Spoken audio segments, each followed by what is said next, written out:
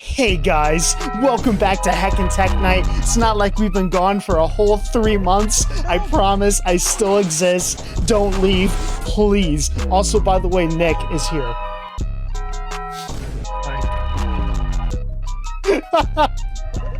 I love how he immediately freezes. By the way, Nick's webcam is freezing every like 10 seconds. Y'all are just gonna have to deal with that. We think it's something to do with what we're using for transmitting the video, but we're not 100% sure. So if you see me just freeze and then all of a sudden I'm just gone, you know what happens. Maybe. Oh, he's gone. Bye, Nick. See you never.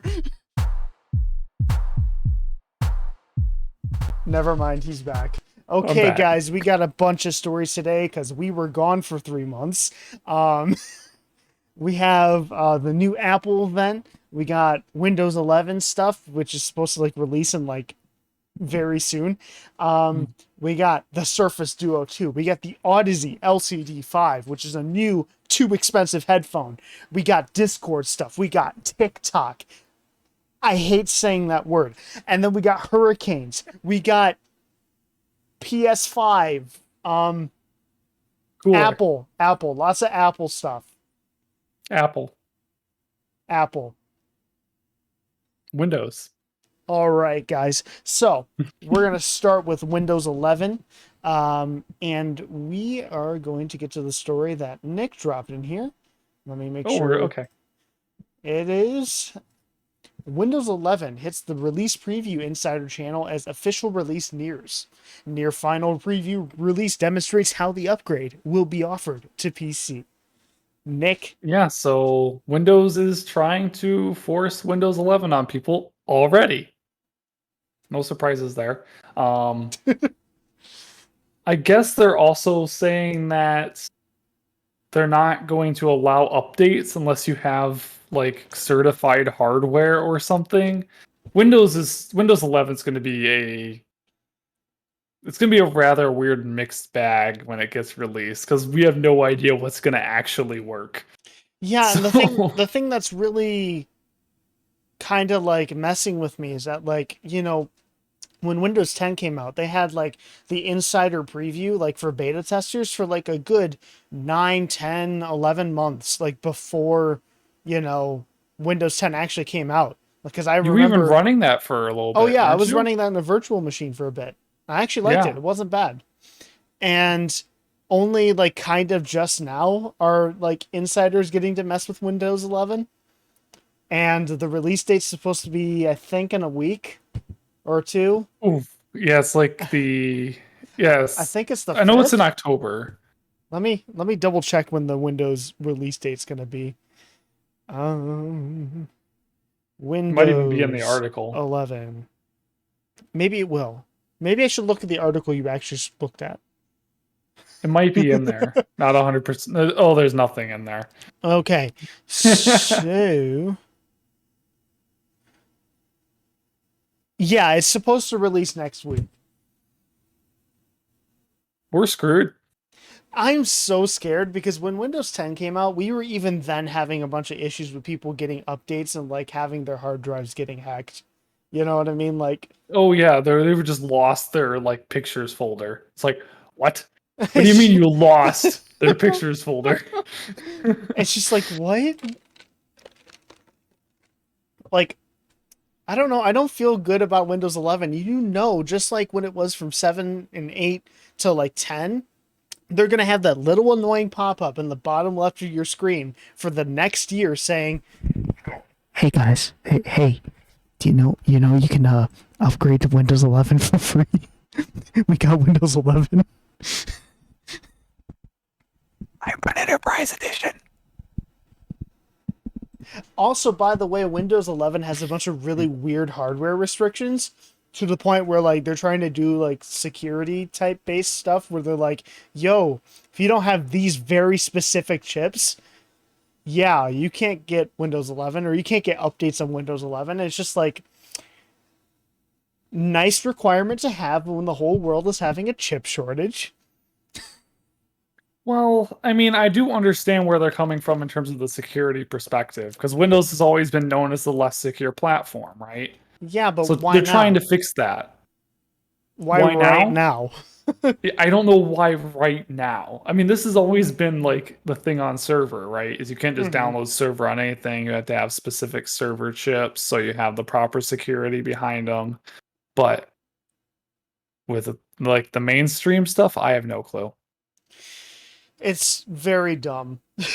And it's just like I just see so many ways where Windows 11 could just get screwed. But the thing is like maybe it'll be better than we thought because like it isn't as radical as a departure as like say like XP to Vista was or like, Any of the previous versions except for like except for like Vista eight to to 7 because 7 was just Vista but good. yeah, that's very true. But like I just have very little faith in Microsoft and I just have a feeling that they're just going to screw it up. I have the same feeling, especially because my experience with 8 was probably the most positive version. Like I ran Yeah. 7 for like 4 or 5 years. Um, I would have sporadic crashes on that computer. So, I mean, I didn't really have very many computers at that time, but my Windows experience with Windows 7 was always kind of glitchy. Um, Windows 8 was beyond solid as a rock. I've never been able to crash that thing no matter how hard I tried. Then I upgraded to 10, and at the initial beginning part of 10, before they added all the advertisement crap into it, has been real like it was pretty good. But ever since I don't know, a couple years ago at the minimum, I've never had a good experience with Windows 10. Just sporadic issues, storage issues, interface issues.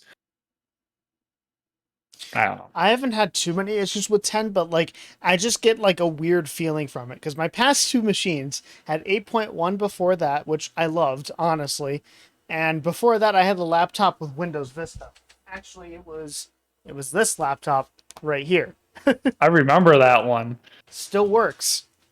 But like I didn't have a bad experience with Vista cuz like, I had like the most updated version of Vista like after all the stuff was already ironed out. And then I had 8.1 towards the tail end of its life and loved it. So it's just like once I was kind of forced to go to 10 like 2 years ago, I was just like I just feel like it has this aura of just like unstableness that it can't get rid of. And it always wants to do like critical updates way more often than like every other OS I've ever had. And it's just like, bro, stop, Is it? please. I mean, is it really a critical update if it has to be done every like 5 days? I know.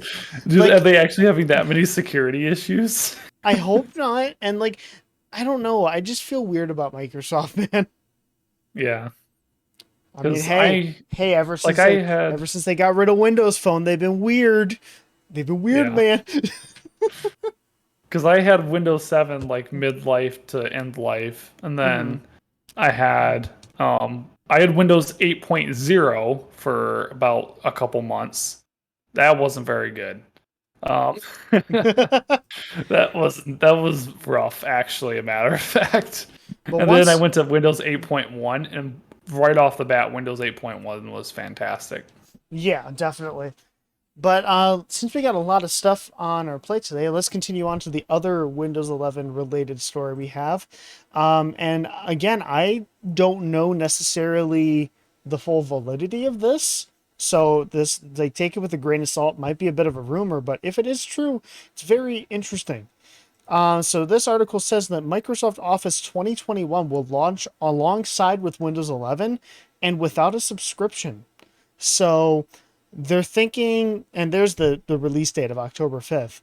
Um, but they have all the different versions of like Microsoft Office, and um, let's see right here. But like, I'm not sure if they said that.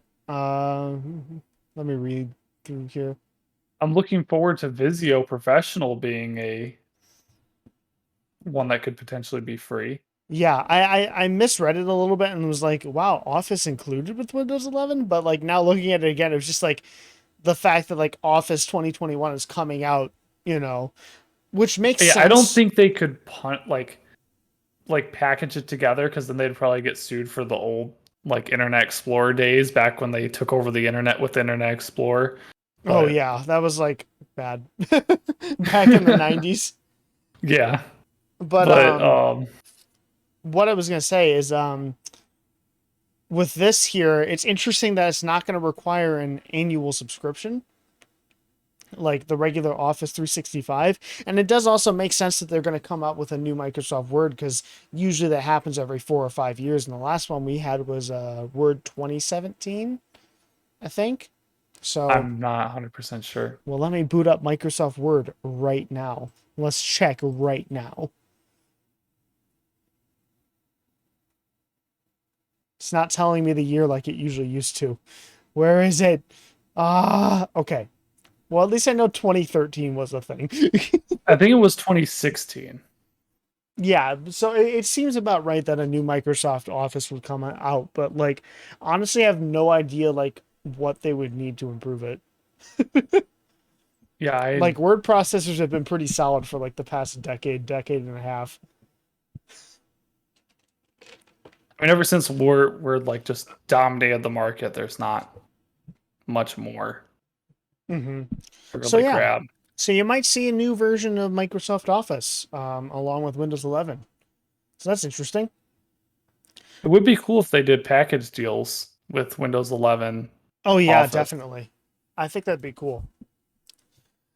All right. especially considering it's almost like required at this point. Yeah, because like you can't like get around anywhere without like using some form of Word, whether it's the actual program or if it's with like the online versions of it. The only other competitor I can really think of right now is Google Docs, and that doesn't have a standalone program. That's all online.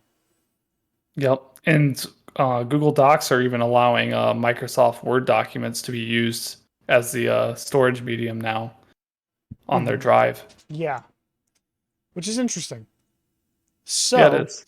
let's get the audio file out of us and let's talk about the brand new unveiled Odyssey LCD5. So these are the ultra premium top of the line LCD headphones. Previous one being the LCD 4, which retailed for $4,000, and they kind of retained the same old like heavy design, but they were like focused on like detail and a bunch of stuff. But here with the LCD 5, they show that there's a completely different design to how they're built, meaning that they're actually way lighter. Because one of the main complaints about Odysseys, and I've worn one in the past, is that they're very, very heavy. And this one actually brings it down to about the weight of like a normal headphone. And first impressions I've been hearing from Can Jam in Carolina, South California, is that impressions are good. And it seems like they've actually brought up the upper mid range, which is an area that Odysseys have notably been very weak in.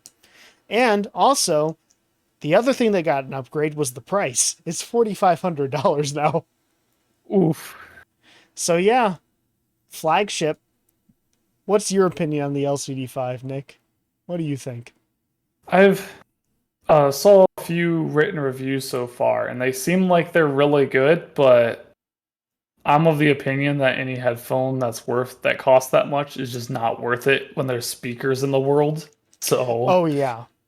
My hope is that with the LCD5 is that we get like the updated like construction and like headbands start to like trickle down into their lower lineup like the next few years so we can have light Odysseys that are actually affordable. Then I might actually consider one. yeah, I mean, if we can get some low weight Odysseys that are around like $1,000, oh, I guarantee they'll sell like crazy. Yeah, no joke. Like I'm not going to lie, these headphones look amazing. And I've heard that they're very comfortable now. I mean, the headband to me seems a little strange, but I mean, that's just that flagship look. Hmm. And especially this wood here, like this coloring here, just looks great. I love this. So yeah, there's the LCD 5.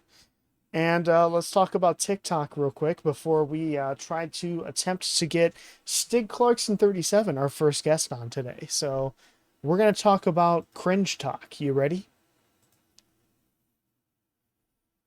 Go for it. All right, all right. So it's said, according to this article by The Verge, it looks like TikTok has passed 1 billion users. Whoa. Again, That is a lot of people. think about this. TikTok was based off of the app Musically, which pretty much gained prominence in 2016. And I mean, you can kind of attest to this. You didn't see ads for TikTok or anything until 2018. And now we got Yeah. a freaking eighth of the Earth population on TikTok. Well, Like, yeah, I mean, what? yeah, it's an eighth of the population, and that's like 1/6 of the amount of people that have access to the internet. So, Like, I've never wow. seen this huge of an explosion for social media like ever. Like, yes, Facebook is big, especially with all the people who aren't our age, but like, like I don't remember it ever getting this big this quick, Oh you no, know? absolutely not. I Like think the it's only because what they were targeting was the Asian markets especially. So well, it's they did a good Chinese job of doing based that. also, you know. Yeah, it is. And I mean, but they specifically targeted like India, for example. If you actually look at their business model, they targeted India and they did a really good job of grabbing a lot of people. and like it became the most downloaded. How many users are fake and bots? I don't know, but honestly, considering how many people, especially our age, are on this app, I kind of believe this number. I do too. I And know like almost everyone. ever since like the first quarter of like 2020, it's been like the most downloaded app like ever. And like considering the vigorous like advertising campaign that's like everywhere, it's just like And also, you can see the algorithm working right now because I started talking about TikTok and then we suddenly got two more viewers. So they're listening. But besides that, like you can tell how big of like a thing this has been if you see literally every other social media copying its features. You got Instagram with Reels, you got Snapchat with Spotlight, which are both inferior and usually just have reposted TikToks on there. Hmm. And like it's just like I can't think of a social media that's this big, you know what I mean? Oh yeah, I don't think there's anything that really comes to it. But I mean, a good representation of this is even YouTube copied it, right? Oh yeah, And that's a with monetization shorts. platform. That's a monetization platform. So the difference there is with TikTok, the creators aren't making any money off of it. They have to have their people watching go buy other products. With Either that or YouTube, have other like, you know, networks that manage them outside of TikTok. yeah, Kind of like how exactly. YouTube used to be. Yeah, and now with YouTube, it's a monetization platform. So everything that you view is physically giving the creator money. So Well, that's a very huge. little amounts of money unless they get like copyrighted for something stupid, but that's a Well, different debate. that's a different thing. But either way, you watching the video is physically giving the creator money. Hmm. There is no other social media platform that does that. And even YouTube copied that. So they show that it is economically feasible to make money off of something like that. Yeah, also according to this article here, and also like one to address a comment here, Stig Clarkson put down Vine. I would say Vine is related to TikTok only in the fact that it kind of attracts the same demographic. Besides that, I wouldn't necessarily combine them too much, except for maybe the part where it's just super short videos. But then again, TikTok allows like videos that are like freaking like 3 minutes long now. So like, They to, do? yeah, they do for certain Wow. people, but like for most people, it's like a minute, and it's just like, you know, I don't know if they fully rolled it out yet. That's why I said that, but Okay. it's Yeah, I just don't like, follow anything on TikTok, so I have no oh, clue. believe me, I don't either. There's a reason why I called it cringe talk 5 minutes ago. Yes. And it's just funny that and also like another thing that probably attributed to parts of its technological like rise is that we also had like former President Donald Trump putting in like a bunch of like executive orders just like yo like the like limiting a bunch of like Chinese like run apps, and TikTok was one of them. So that like generated a bunch of controversy and a bunch of people like going like, "Ooh, what's this TikTok thing? Is it let me download it on my iPhone real quick, you know?" Hmm. I love how I just have like these devices just ready to go for as a prop. It's just like iPhone, Windows Phone, Android, PlayStation Vita, Bear Dynamic T1. Let me download uh, TikTok on my uh, T1s. Also, Stig Clarkson, I will be inviting you on very soon. Don't like just give me like 2 minutes. But but like I feel like one thing that TikTok definitely got right was the way that its app interface is actually made. The way that like it makes it very easy for you to I have to order Taco Bell. Hurry up. Stig, 1 minute. But with like TikTok here, it's just like the way that the app is built, it makes creating video incredibly easy.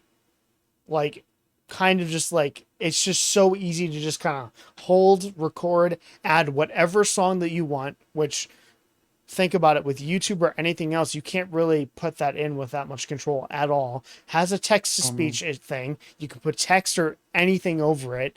Like, it's super intuitive. I've messed with it on other people's phones, and it's like, wow, this is really really easy to like make a video. No wonder it's blowing up. You know what I mean?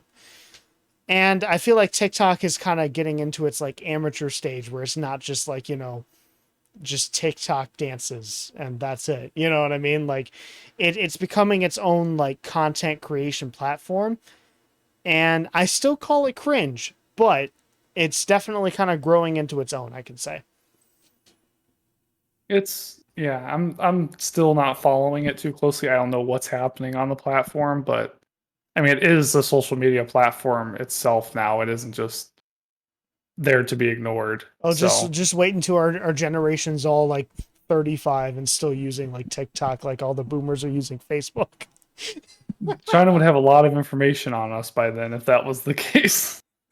Oh well, they have it already anyway. That's So yeah. that's enough of TikTok. Now let's go to intermission real quick. I'm gonna grab a drink so I can drink something else other than the Skyline Chili sweet tea. And then we are going to be talking about the Surface Duo 2, and also with special guest Stig Clarkson 37, we are going to be talking about how he feels joining into the Android versus Apple phone market while being on a third party platform ever since. He's been on a BlackBerry, and I empathize with him for a bit because I used to be a Windows phone guy. So we'll be right back in a few minutes.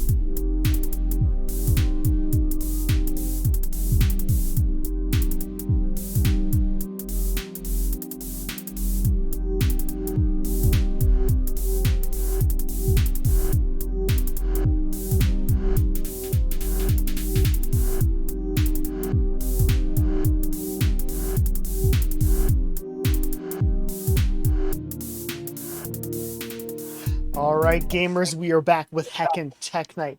And I instead got a Pepsi instead of vitamin water. This is like a new Pepsi. It's like the real sugar kind, but like it's the cream soda flavor.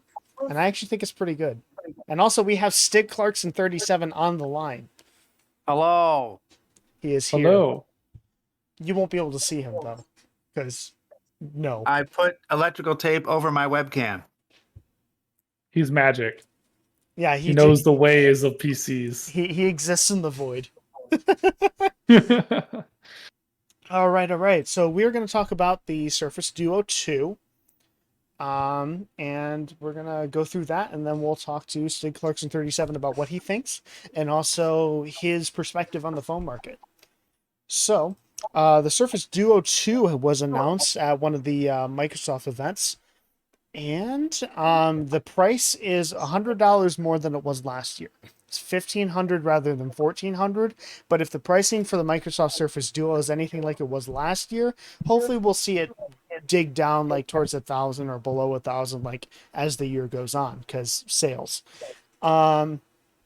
It'll start shipping on October 21st in the United States, the UK, Canada, France, Germany, and Japan. It can be in either white or a new black color. 128 gigabytes of storage, 256 or 512, which each pricing is 1,500, 1,600, and 1,800 respectively. Is it expandable? I don't think so. This is one of the. Okay. I don't think so. Interesting.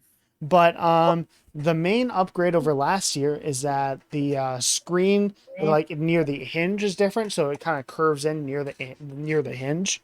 So it makes the, as you can see here, there's like a little bit more of a curve here. The screen is the same size. The hinge is redone a little bit, so it feels a bit more sturdy. Not saying that the other one wasn't, but it's better now. Also, here's the biggest upgrade. You actually get cameras on the back now. Whoa, okay. You get a It's almost like an actual phone. You get a 3-camera array. You get a 12 megapixel regular camera. You get a 12 megapixel telephoto and a 16 megapixel ultra wide. And then you also get like hopefully upgraded front facing camera. You get new stereo speakers. There is no IP rating. Like, I mean, it has IPX1, so that means if you accidentally sneeze on it, it'll be fine. But besides that, not much more. It's still as light as it was. The battery is a lot bigger than it used to be. At least it looks like it. The bezels are actually slightly thinner than they used to be, so you got a little bit less of a bezel up here and down here. And the way with this like curved screen thing, it also makes it so the outside here, where is it? There's no picture. If you have spine. What? The spine of it, like it's a folded book. The spine has those notifications. Yeah, you'll actually be able to see the little curved edge of like the screen there, and like be able to see like minor like tiny notifications, or like, you know what I mean. So it'll be kind of like a more advanced LED light for like notifications. The only downside from the first version of the Fold is that it will not fold all the way open, completely closed shut anymore because of that camera bump. But to be honest, I feel like that's a good compromise to have, because I'd rather have a camera than no camera. Now, there hasn't been out to many reviewers too much yet, so there aren't any reviews. But first impressions are that the hinge feels a lot better. It's just everybody's hoping that the software is a little bit more fully baked than it was before. So, how are y'all feeling? All right, let's talk about my phone journey, because that will likely end up in the area of a $1,500 phone. Let's be honest. Yeah. My phone journey has been BlackBerry. My first phone was a BlackBerry Storm back in 2008. And in my lifetime, I've owned exactly 3 phones, which is a BlackBerry Storm, a BlackBerry Z10, and my BlackBerry Passport, which I'm still rocking to this very day until AT&T rips it from my cold dead hands. So all those phones use BlackBerry's proprietary OS, BlackBerry 10 OS. Except for the Storm, which ran BlackBerry 5. Except for the Storm, which used BlackBerry 6.1. That's correct. Okay. So AT&T has been sending me emails and text messages over the past year, actually. They're trying to prepare me.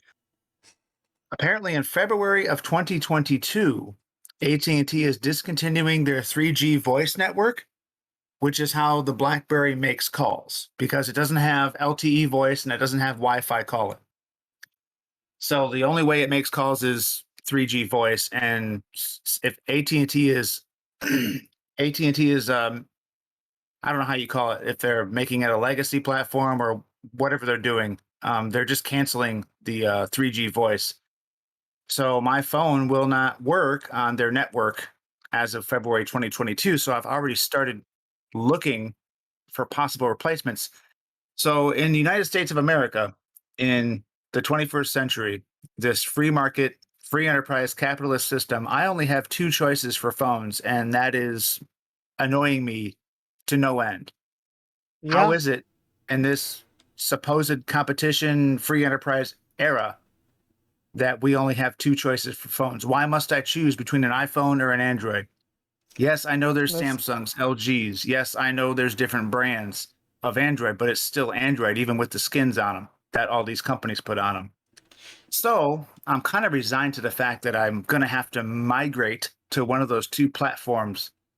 And I figure if I'm going to go, I have to go big or go home. So I'm not going to get it as Galaxy A21 or, you know what I mean, Mhm. some entry level phone. I'm going to go all the way. So that means I'm spending 4 digits for my next phone, Mhm. right? So now we're talking iPhone 13 Pro Plus. I think that's what it's called, Pro the biggest Max. one. We're Pro getting to Max. that later in the show. I'm looking at Galaxy S21 Ultra. Mhm. I'm looking at Galaxy Z Fold, and I'm looking at a Surface Duo. So that's where I'm at right now. Sony Xperia. X3. Sony Xperia 1 Mark III. Does Sony make phones? Yes, they do. Yes. They're the phone that both me and Nick want very badly. I want it really bad, not gonna lie. It's the only phone that would possibly replace this one that I Like currently all, it's not- all of us on There it like is. Heckin Tech Night want it really badly. But Yes. But what I like is I like to be different, and mhm. I love pulling out my passport and people just dropping their jaws and saying, "What is that thing?" Including the people at the AT&T store, which were actually quite helpful in showing me all the different phones. So I kind of like the idea of a folding phone, Mhm. and I'm trying to decide now between a Samsung Z Fold 3, which is very impressive, and I'm also intrigued by the Microsoft Surface Duo, especially if they can get the software to work, getting around the fact that there's two separate screens. Because it's one thing to have a folding display where the Android system is still on technically one screen, whereas the Surface Duo has two separate screens, and since Android is not very easy to pan across the screens or hey, even have the apps integrate across the screens, it'll be interesting. It's going to be a software game as opposed to a hardware game. I think we can agree that Microsoft has the hardware pretty much locked Oh in. yeah, definitely. Oh yeah. So Microsoft it's has going the to be it's hardware going to be a down software thing, pat. and even the Surface Duo 1, people love the hardware, Mhm. but it's the software that was really buggy, and it's going to ship with Android 11, and who Mhm. knows what kind of skin Microsoft is going to put on it. But a lot of the reviews are hardware only. I haven't seen a single software review yet for the Surface Duo 2. And that's mainly because it just got announced. So that I feel like those will be coming in the next coming weeks. So But I like the fact that the Surface Duo 2 has the cameras now that it didn't have before. mhm. I like the fact that because it has two separate screens, it's actual true glass screen and not like a Yes. plastic composite like the Z Fold is. I also looked at the Z Flip as as an aside, and I don't know, maybe I'm old fashioned, but I didn't like the form factor. Um, I don't know if I'm allowed to say this, but it seemed like I was opening a makeup case. You know what I'm Well, saying? as Can you you can kind imagine of that? I mean, it won't flip open like a Star Trek communicator. You have to open it like a makeup case. So I think the form factor didn't appeal to me, but the something that folds vertically like a Z Fold or a Surface Duo. I should say folds horizontally. My bad. kind of appeals to me, and I'm probably going to go with one of those two things because I'm not so sure about the iPhone ecosystem. But the problem is that everybody else is moving to ecosystems as well. Samsung ecosystem, Microsoft ecosystem, especially because these things don't have expandable ports and they don't have headphones jacks. So you're kind of forced into their ecosystem no matter what brand of phone you buy. And it's really sad. It's really sad that you have to be forced into that ecosystem. But sadly, thanks to Apple and Samsung leading the way, many manufacturers are going that route, sadly. But kind of going off of the past few things you were saying, especially going back to why is there only two choices, and it's just really, really annoying because like, you know where I came from. My phone journey started on Windows Phone until it was 2018. So I was in the exact same spot that you were in 2018, and I kind of had to choose: am I going to go the Apple route or I'm going to go the Android route? And that was back when there were more choices. I didn't have to worry about every phone not having a headphone jack on it, you know. So I still had more choice back then. And I went the LG route, and we saw where that went because LG went out of the phone market this year. So I'm kind of stuck again. And that's too bad because the Wing was a really great concept. Oh yeah, the Wing was great. Like if it had a headphone jack, I'd buy that as my next phone, hands down. It's just it doesn't. But I feel like when it comes to the software bugs with the Surface Duo, and especially with like the Surfaces that like the Surface Duos I've messed with at like Best Buys and stuff, is that I feel like when they're saying the software is buggy, they might be overstating it a bit. I mean, especially since it's been like a year since like they kind of brought out the Duo, and like LG was doing their dual screen case ever since like 2019, and their software wasn't buggy either. So it's not like Android needs to be like completely like redone in order to do dual screen. You know what I mean? Well, Like, even if Android plays well on dual screens, it doesn't mean all the apps are going to play well on dual screens. yeah, but the benefit is that like you can just have the app open on one screen and it'll work like normal. Yes, I've seen test renders where you have it open literally like a laptop, and you have a on-screen keyboard on the bottom and a like a video screen. Apparently, you can take pictures on one screen and have editing tools on the other screen You could just while have you're taking pictures. you could just have it like just two different apps on two different screens. Like that's the beauty of having more than one screen. Like I'm using two monitors on my computer right now, and I'm looking at the web page here and looking at my stream there. Like it's very, very helpful. Like more people need to know the utility of having more than one screen.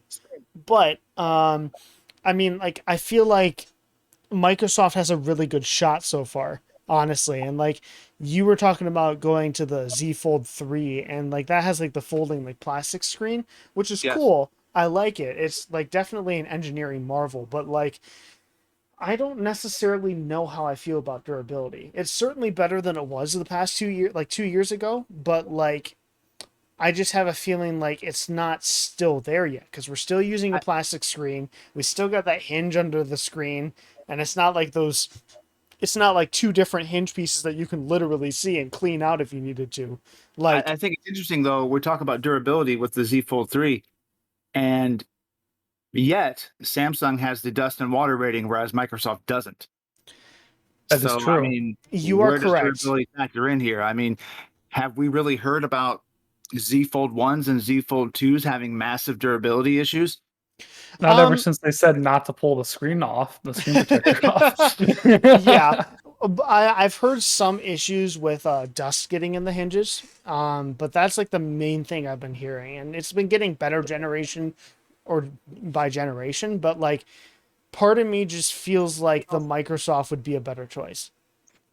And it would, Mainly, except I'm also a little bit iffy because I at the AT&T store, you know, mhm, I was able to hold a Z Fold 3. I was able to hold an S21 Plus Ultra, whatever it's called. yeah. I was able to hold an iPhone Max Pro, and you can tell I'm a Gen X because I'm calling the phones by their wrong names. But but I'm not. I haven't been able to hold a Surface Duo in my hands yet, and I like the idea that it can fold 360 degrees and fold back on itself. But with the camera bump, I'm a little skeptical that that's going to be a weird form factor. So I guess it only folds 355 degrees, and maybe Microsoft is assuming that people will put cases on them, and if the cases leave a cutout for the camera bump, it'll actually be a flat surface on the back because the case will take up the rest of the space. I think that's True. what they're going for. That's kind of what I'm thinking too. Like And that's they actually have a case that will accommodate the Microsoft Pen Mhm. that you can buy with it. Which you didn't get that with the Surface Duo 1, and a lot of people were Yeah. wondering if that was going to happen.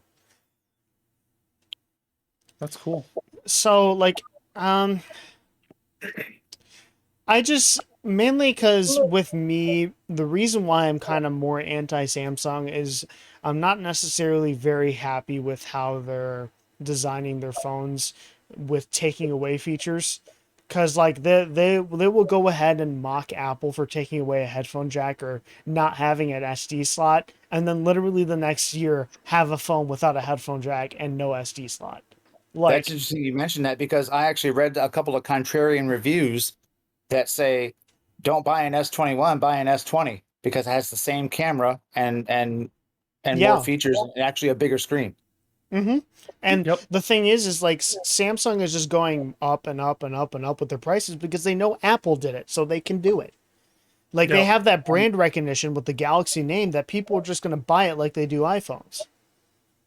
So that's why, you're going to have like people buy it anyway, even if it's like a ton of money. Like the Samsung Galaxy S21 Ultra is their ultra like regular one screen phone, and it's not too much more than like any other phone, but it's still $1,400. Like what? At that point, you might as well get a Z Fold 3. At that point, get like a Z Flip. True. I don't know. The Z Flip, like, I have always heard never buy one of those because every single one I've seen have always destroyed itself in the first 3 months. I've never seen one of those things last more than 3 I months. wasn't impressed with the Z Flip when I inspected it at the store.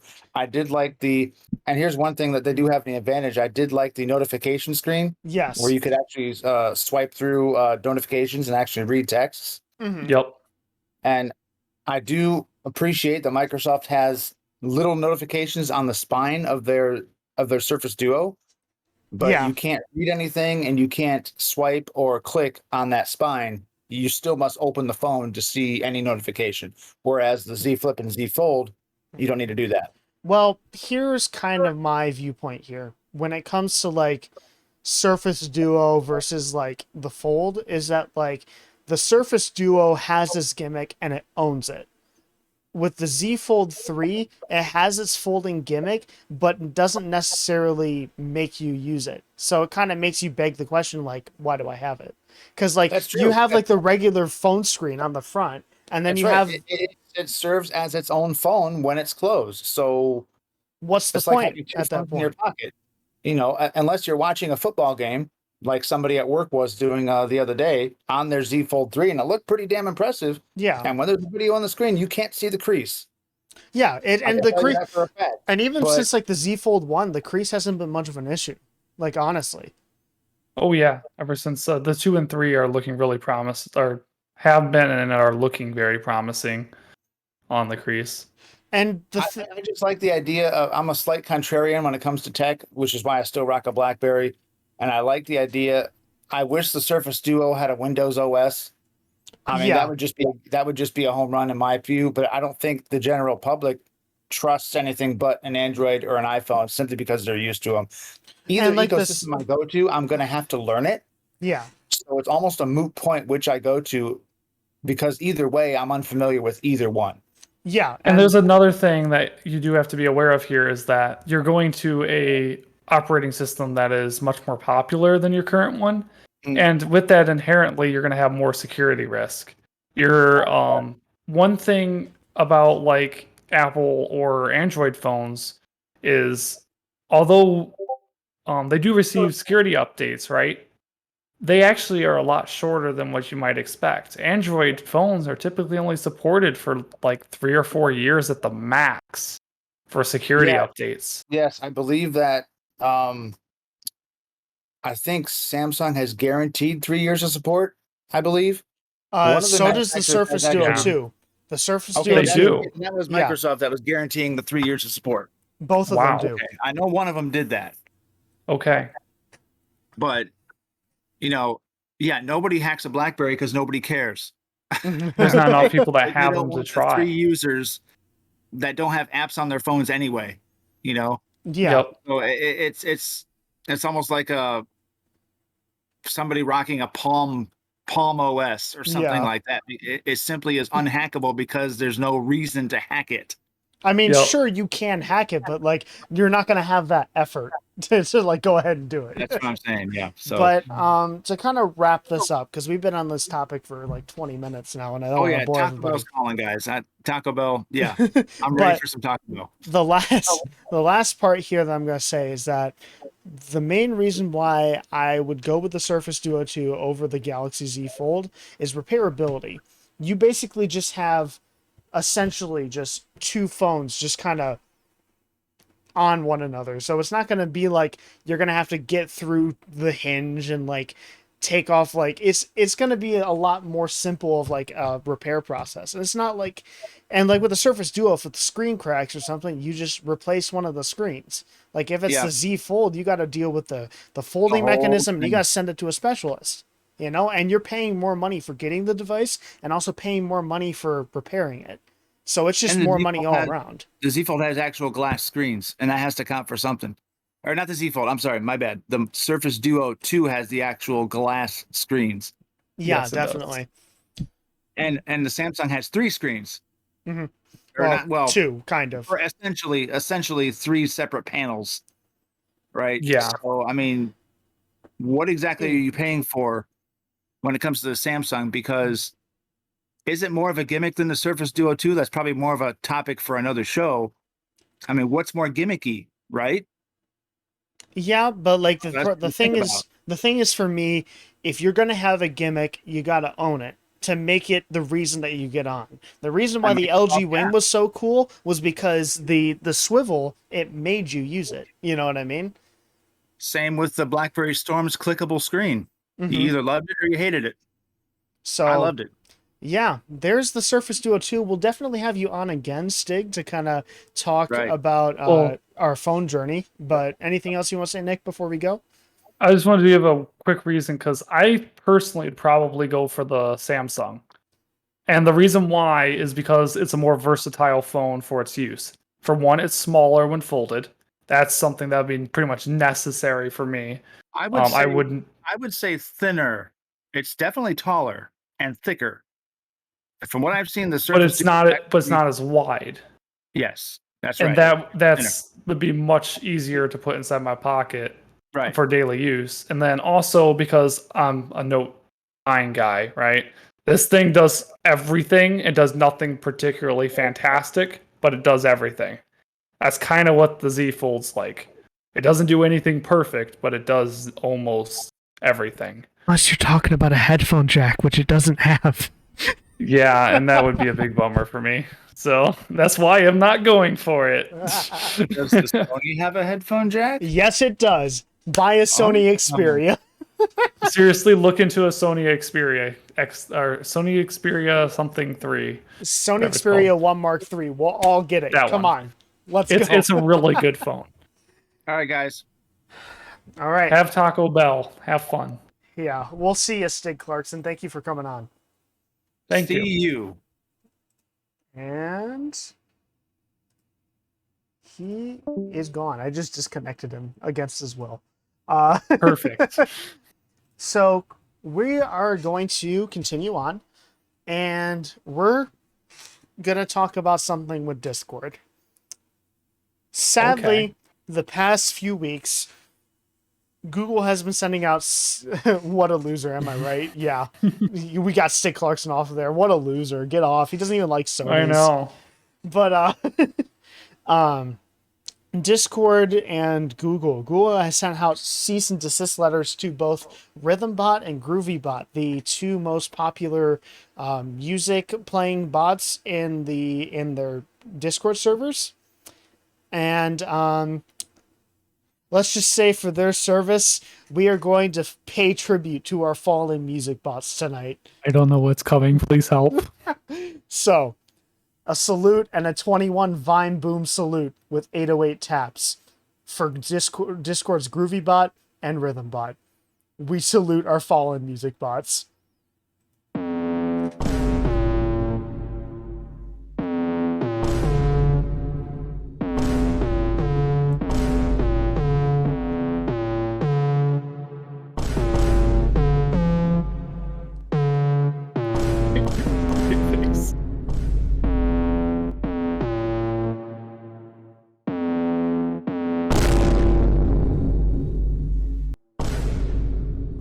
I thought it froze.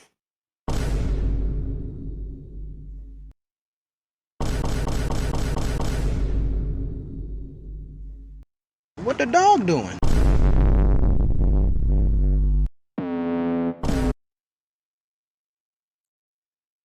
So that's the tribute to our fallen Discord music bots. But Discord's like, here, wait, we got a replacement for you. So Discord is starting to test YouTube integration. Kind of weeks. sus, not gonna lie. It's a little sus, but Discord starts testing the YouTube integration weeks after Google shuts down music bots. So here's my theory. Google sent out the music bots because they weren't getting ad revenue from it. So Discord seeked out a way where Google will still get their ad revenue, but people will still be able to play YouTube through their music chats, or through their like YouTube. Here's some tinfoil hat for you. You ready? I think Discord told Google to go after the bots. Because Discord wanted to make a music service that anyone could use, and they had to use it.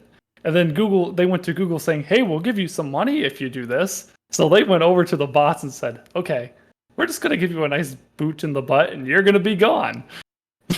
Yeah, and honestly, I kind of feel that too, because like if you remember the beginning of like Heckin Tech Night a few episodes ago, which was like half a year ago because we weren't here. It was for half 3 a months. year ago, Blake. But remember when Discord was in talks to like be bought up by Microsoft maybe, and it was like valued at like billions of dollars. It's just like Discord kind of found out their worth.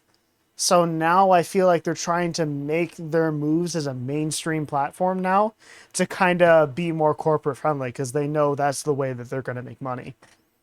Mm-hmm. Absolutely. So basically what this feature is going to be, it's going to be like called Watch Together.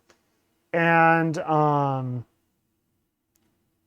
basically it's going to be like people can see the YouTube videos in the chat, and also it's going to show ads through it also. And one thing, and that sucks because like, you know, you used to be able to like. So what happens if you have YouTube Premium? I don't know. There hasn't been anything said about it yet, as far as I know. Because that would be kind of cool if like I have YouTube Premium because like I don't like ads and you can't get rid of ads on your phone. So yeah. It would be kind of cool if it's an option to like if I'm streaming it, it doesn't get chopped. Yeah, and I'm sure if you like linked your YouTube account, I'm sure they would like make something like that. But part of my reasoning for thinking why that'll be a thing is because if you look at like Discord itself, right? And you look at your settings, and if you are a person who does Nitro, let's see, where is it? Oh yeah, we get 3 months premium YouTube right now. If you do Nitro, I'm going to bring it on the screen here. They will actually give you 3 months of YouTube Premium, and I feel like this was all set out and planned because like they're going to try and get everybody to go on Premium, right? And they'll be like, "Yo, you can put it through your Discord channels," and it's just like, you see what I mean? Like I feel like it's all orchestrated. Yeah. Obviously. So yeah, it does feel like there's definitely something weird going on here, to where there's a lot of layers being built up that's kind of suspicious. But yeah, at this point, it's just a theory, and there's no way of reinforcing that. Yeah. So sadly, we had to say goodbye to Groovy and Rhythm, but I guess we'll just keep going on. I guess the one thing I really You're currently running an experimental version of Earth. Yes. But the one thing I hope is that this Watch Together thing doesn't make it so Discord starts nuking them streaming programs like through YouTube, because like with like not YouTube but through Discord, because like on Discord you can stream like any program that's on your computer and its audio through the Discord channel, and that's what Yes. I'm worried about them kind of like taking functionality from when it comes to like doing Okay. that. That's what I'm worried about, but we don't Because you have can enough. kind of do that already if you just share your screen on the program and then just stream YouTube. Yeah, So so we'll figure it out, but until then, we don't know much. But we're going to continue to another Discord story here. And I just saw this earlier, and this is coming from like a new update, and this actually is going to be very interesting, considering especially that like Discord has been trying to integrate more schools into using it. So hopefully, like this kind of like coincides with all that. But apparently, Discord will now let you set a unique avatar on each of the servers where you hang out. So you can have a different profile wow. picture and a different nickname per server. If you have Nitro. Okay. That's So you have that to was pay for that it. was the big asterisk at the end. Okay. Like if you took like where is it? Take like Microsoft Paint, right? Oh no. It's happening again. With We're a getting another very headphone girl. with a very large asterisk with Nitro. And like I hope it's something that they can kind of give out to like, normal people in a limited fashion, because I feel like this would be something that's really, really useful. Oh, absolutely. Even if they just allow it for like 2 or 3 servers or something for That'll be a game just changer, you know? Oh yeah, absolutely. And then it would be really nice for like school servers, right? Because I have multiple Discord accounts that I use depending on whether it's a school account, my normal game account, and then I have another account that I use for testing stuff on my servers. Yeah, Because you I can't use personally have your two. main account. The one that I'm on But right now and the one that I forgot the password to. I'm joking. That one's a test account. yeah. But yeah, And yeah. let's see. Also, here's another thing in the article also. Discord also announced today that they're starting the rollout of scheduled events, which allows users to plan ahead, giving time to spread awareness and join. So I guess like, how like with Twitch, you can kind of like make it so people know like, oh yeah, a certain time before you get on your stream, it'll tell everybody, oh yeah, you're going to stream. So like, say if you're on Discord and you're like, yo, I'm going to be playing Minecraft with everybody in like 4 hours, you can like set that event in advance so people know about it. That would be that's actually cool. really handy, especially with planning certain competitive events. So, like, if you're running a competitive game and you want to make sure that you have a certain number of people on, you can actually schedule that in there on Discord automatically, and that'd be actually very handy. Yeah, and also it allows members to RSVP, which will then send them a notification when the event starts, and you can also create an invite link for a specific event. Members can also browse like a list of future events on the server, and this will be on desktop, iOS, and Android. And it seems that as of right now, there are no time restrictions on how far ahead of time moderators and admins can schedule events, but there will be a limit of 100 total events at one time.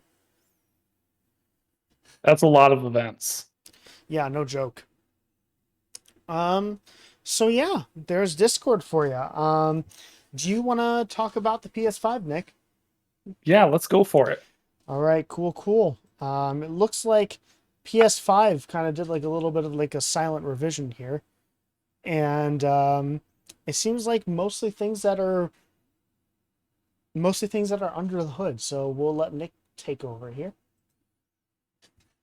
All right. So starting off with this, this originally came about because during the PS5's launch, there was a silent revision to the actual heatsink and the fan as well to the PS5's cooler and heatsink. So the reason why this kind of sparked controversy originally was a YouTuber and few articles picked up on it. They did a not so scientific test on the mass of the cooler and using thermal imaging to show that the new revision is running warmer than the older original version before the revision. The issue was that this test was neither scientific nor accurate in how they used their method. So a lot of articles picked up on it saying that the new cooler was significantly worse or it was running warmer, you're going to get worse frame rate, there's going to be issues. And none of these actually were true.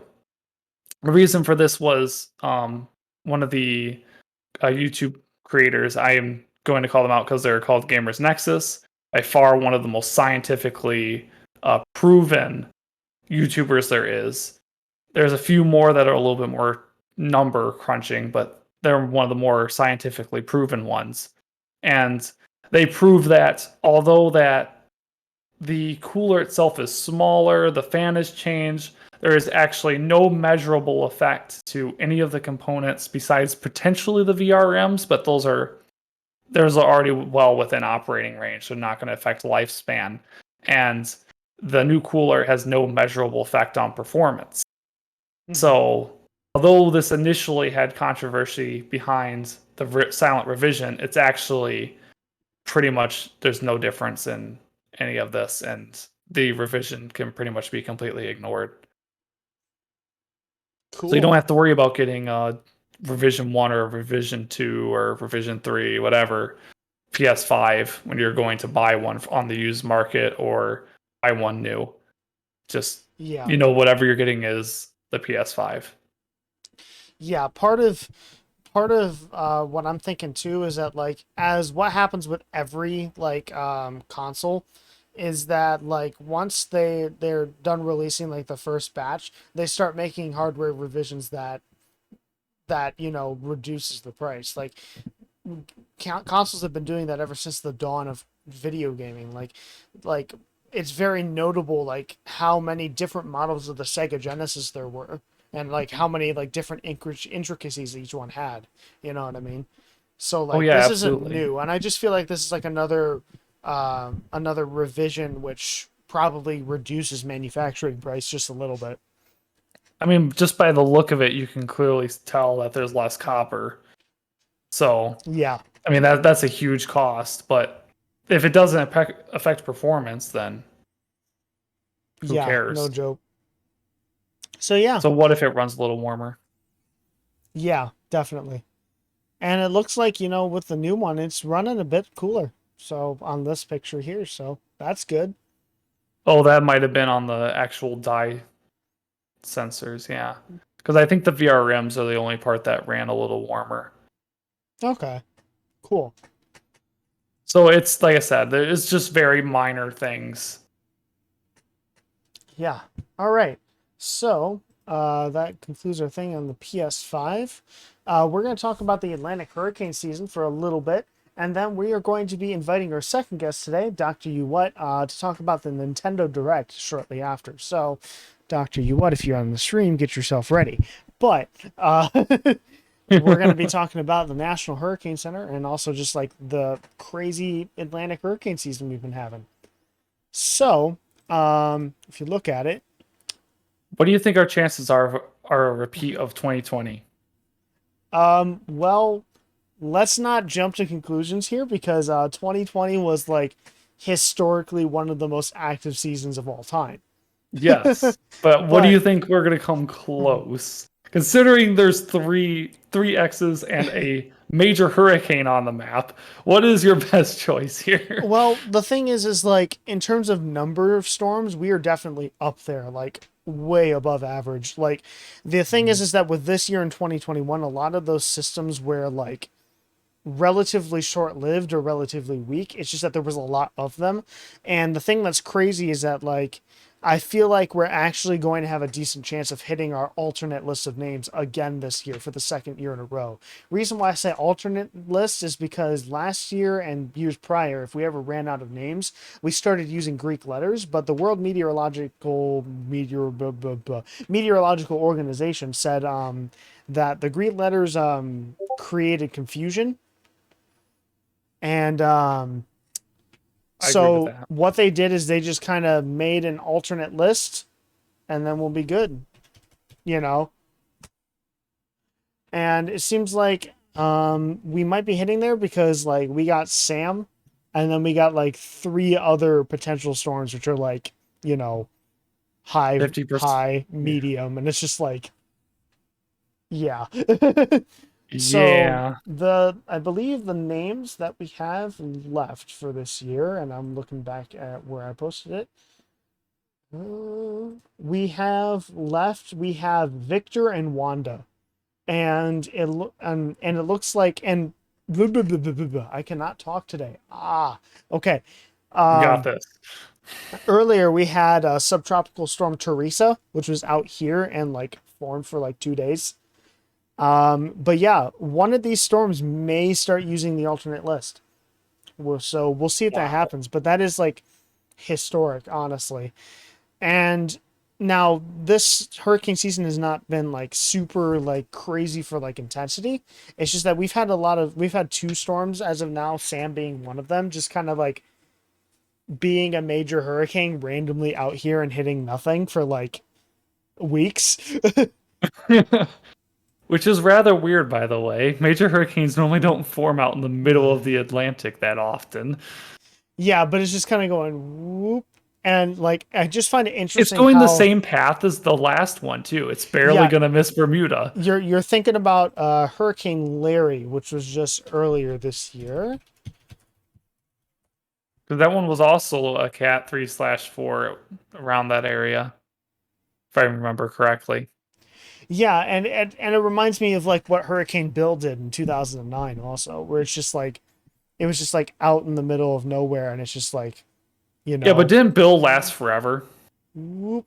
You're thinking about a different hurricane that I brought up called Hurricane Leslie.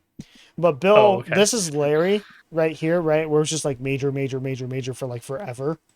Yep. Let me Hurricane Bill. Yeah, this is Hurricane Bill in 2009. Here's the satellite of it. It's pretty Oh, decent. wow. It was 130 miles an hour, and it did like the same thing.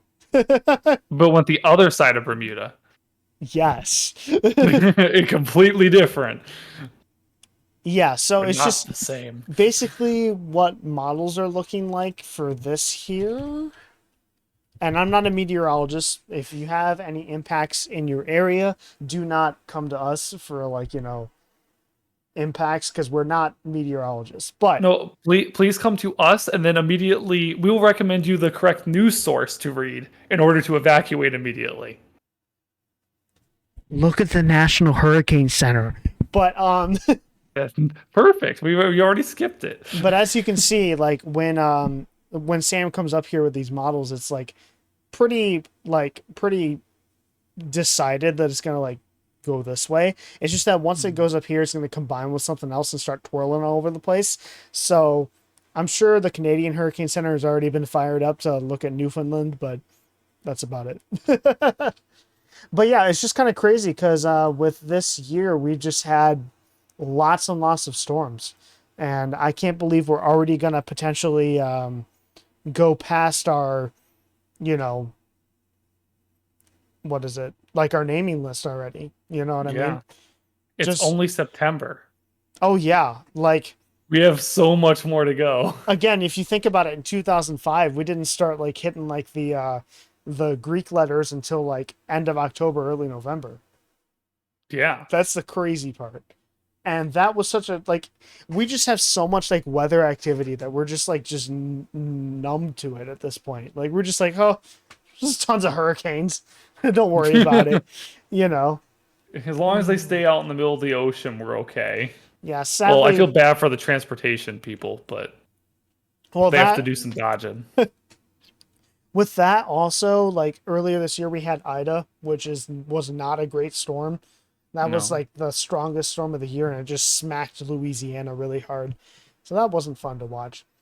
No. But actually, since we have a little bit of a delay with Dr. You What, we are actually going to talk about the EU and USBC. before we talk about the Nintendo Oh, an Direct. exciting one here, right? Yeah, we're really actually doing really well with our pacing today. We're going with our stories and skipping to the big ones at the end. exciting. Like we're actually doing some decent pacing here. But here's this one, and this one's really interesting. And the EU has been talking about doing this for a while now, but this is the time where they're actually kind of serious about it now. So, the EU has proposed mandatory USB-C on all mobile devices that have a wired charging port, including iPhones. So, the European Commission, the executive arm of the European Union, has announced plans to force smartphone and other electronics manufacturers to fit a common USB-C charging port on all their devices. And they say, this article goes on to say, like, yo, this will affect Apple the most because they're stuck on freaking Lightning. Okay. And and this will apply to things like tablets, headphones, portable speakers, video game consoles that are portable, and also cameras. Which is very nice because, like, I'm tired of other things having micro USB. But these proposals only cover devices using wired chargers and not wireless. And let's see. And Apple has been rumored for a very long time to go portless. They're probably going to do a portless iPhone very soon. And considering that the last iPhone and this upcoming iPhone that we're going to talk about later in the episode, that'll be our last subject, they've been using like the MagSafe type like wireless charger where it's like got like magnets to like attach to the back. And I have a feeling that that's going to be the way that they do charging. And they're just going to worry about data transfer through iCloud. That's just how I feel like they're going to do it. It does seem like it, doesn't it? So, to become law, the revised radio equipment directive proposal will need to pass a vote in Parliament, and manufacturers will have 24 months to comply. And the Parliament has already voted in favor of new rules on a common charger in early 2020, which indicates that this proposal will have broad support. So, basically, the only people who are in opposition are pretty much Apple. But since they're like $1 trillion company, of course they're going to have a lot of saying power here. Sadly. Okay, you know what I'm hearing right now though, is with you said it doesn't apply to wireless charging, right? Mm-hmm. So their new wireless charger is going to have lightning connection to it, and it's going to be wireless. Their phone's not going to have a wire running to it, so you're still going to have to run lightning to the wireless connector that charges your phone. That's Apple. But basically, I swear if they do that. The statement to the that the European Commission executive vice president said was European consumers were frustrated long enough about incompatible chargers piling up in their drawers. We gave the industry plenty of time to come up with their own solutions. Now time is right for legislative action for a common charger. So, let's see. Cool. So I'm just really hoping that this goes through. But of course, Apple's already complained about it. This is the part of the article I wanted to get to. Oh, really? Apple's already kind of complained about it. So Exciting. let me... Which, I mean, with most of their iPads and like their Macs, they already went to USB-C.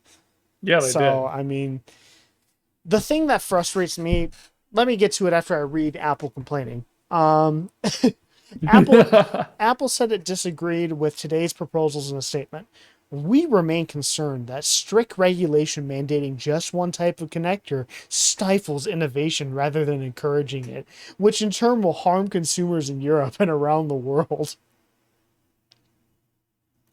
Okay, so What? if you're so, it's rant time. If you're so concerned about having innovation, then why has your Lightning connector been stuck on USB 2.0 since 2013? Why? Tell me, Apple. Is that innovation? It's rough. Ah!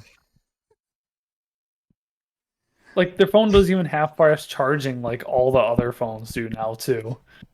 Like the phone does have fast charging if you do like iPhone 8. And by the way, is my mic volume close to what it was before? Because I had to turn it way down because I was screaming into it.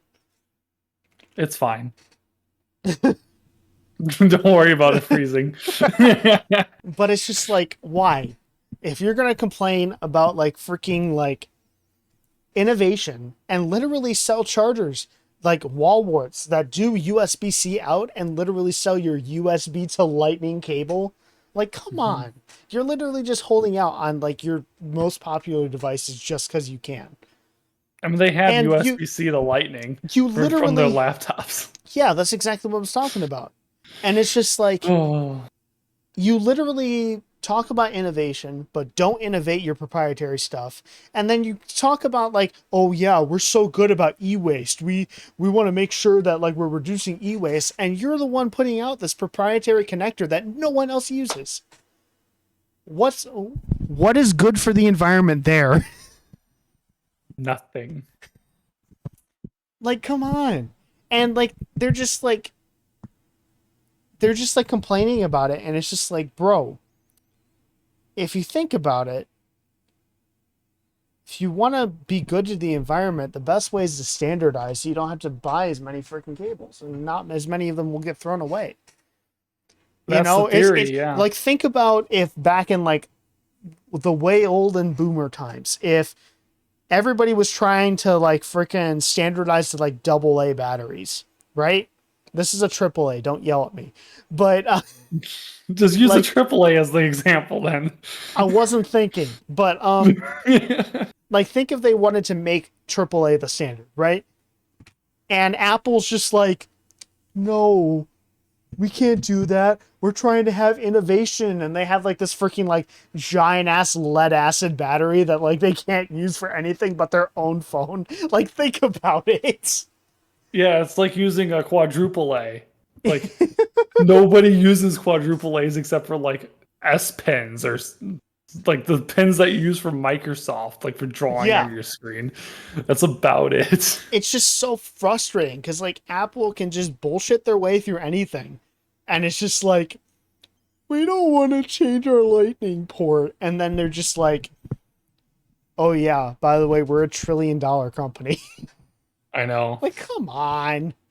You're already rich enough. You're already going to get more riches. Just throw us a fucking bone, man. No kidding. Ugh. And like, Oh, well. literally they were talking about like, you know, like not including chargers in the iPhone box, right?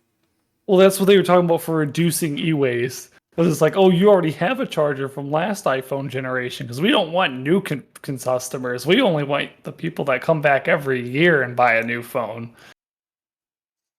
Like, come on. Apple, why? Why? Who knows? And again, like they're gonna just go portless anyway. And then they're gonna be turning around and making it like even more like, you know, wow, Apple's so good. Look at us being so environmentally friendly. We took away the charger, so we don't need that anymore. That's a thing of the past. It takes courage. Just like what they said when they removed the headphone jack. It takes courage to remove a headphone jack. Everything they talk about is like, oh, it magically takes courage to do something. Like, oh, we're going to remove the headphone jack. We're going to put a notch on our screens. Notches were on phones for like a year by the time they put it on. But they were like, it takes courage to put a notch in your screen. What? You know what? It takes courage for me to take out the AA batteries from this Game Boy Color. It didn't work. It takes courage, though. It takes something, all right. Who knows what that actually is? You see what I mean here? I'm a little bit pissed off because Apple can do whatever the hell they want and then complain about it when it's not their way. And since they have enough money, they're going to make it their way. And if they don't make it their way, they're going to find a way to make it their way. Watch, they're going to be like, oh, we want to be compensated for going to USB-C so we can trickle it. We're going to trickle the money down to the consumer so they can buy chargers. Because they have lightning connectors and they need USB-C chargers. So give us money so we can give it to the customer. You heard it here first. Apple supports trickle-down economics. Oh, That's why they're a $1 trillion company. Oh, man. That's why they support it. Literally, the only reason why they stopped putting in charging cables or charging bricks in their thing was mainly so they could just spend less money on stripping them out, spend less money on putting it in the box, spend less money on making a bigger box. Like, It's just a win-win for them in every single situation. and like, let's see. As this article says here, efforts to get smartphone manufacturers to use the same charging standard in the EU date back to at least 2009, when Apple, Samsung, Huawei, and Nokia signed a voluntary agreement to use a more common standard. In the following years, everybody started going to micro USB, which was the newest one at the time. And even then, Apple was like a notable outlier because they weren't using Lightning back then. They were using the wide-ass 30-pin connector that they had for the you're old right, iPhones. they were. And as this article states, Apple was a notable outlier in that it never included a micro USB port on its phones directly, but instead it offered an adapter. So guess what, guys? Apple dongles aren't new. But it's just, That's true. It's just They've always been frustrating. around. As a person who's been on USB-C ever since, the freaking Microsoft Lumia 950, right? And this came out 6 years ago. Like, what's taking you so long? Like, Lightning looked cool when it came out because you could reverse it just like USB does, but like your speeds are just so much slower. Like, what's the point? I don't know. I mean, they can argue that Lightning has greater durability, but I don't think it does. I don't think it does either because like I feel like I feel like it's easier to break. Have you ever messed with the Lightning cable connector? It's so much thinner than everything else. Well, I mean, if you look inside the actual phone where the pins stick out, to me it always seems like stuff gets jammed inside the Lightning port, and then you have to like try to put like a swab in there and clean it out for the pins to contact the Lightning connector. And yeah, and I've never had issues with Lightning or USB-C besides like getting sand inside the port. But it's like I even got sand inside the port, got a air compressor, blew out the port with an air compressor, Yeah. and I worked fine after that. And this is my Lumia 950 right here. And this was one of the early USB-C phones that I ever had, and one of the few early ones that ever came out. And like, at first it seemed less durable, especially on the cable end, but like it has matured to a point where everything should have it. It's just so much more Absolutely. convenient. Everybody's devices already has it right now. You know what I mean? Like, what's the point in keeping everything freaking proprietary when you can just, without thinking, plug it in, and that's it? You see what I mean? Like, I mean, I don't have my wireless headphones with me, but I have a set of wireless headphones that uses USB-C, and I have an old set that uses USB-B, and it's like with a micro USB, and it's a pain plugging those in, trying to find the connector, and it's like I can just use my phone cord for everything now that I use. Literally, I battery can operated. take my phone, plug it into my Lumia 950 just fine. I can take it, plug it into my PlayStation controller just fine. You know what I mean? All the same cable, and I don't have my earbuds on me. I can plug it into my earbuds, and it's just like, why not have one cable for everything? Exactly. Instead of like, having especially if we could proprietary make a things. nice cable that actually lasts than all the third-party cables that just are like $5 and they never last more than 6 months. And like the thing is the original like power brick that they're now getting rid of in the iPhone boxes, it wasn't even good. Oh no, it's bad. These aren't It's good. horrible. These are like the lowest power delivery, and like the only thing it's got going for it is its size. And I swear everybody loses these things all the time. Mm-hmm. Like, bruh. I don't know where that went. I was gonna say you definitely lost that. I know the way your floor probably looks right now. It landed in a basket. We're good. What? Okay. Lucky. No, I just be ballin'. Ballin'. All right, so there's that. There's my rant on Apple and USB-C. That's done. We're going to cut to intermission real quick. We're going to check on our guest, Dr. You What, and see if he's able to come on. And hopefully we'll be talking about the Nintendo Direct in a few minutes. So we'll see you. We're going to be pinging after him 17 times, so you'll know for sure if he's getting on and very shortly. So we'll see you after these non-existent messages. Uh,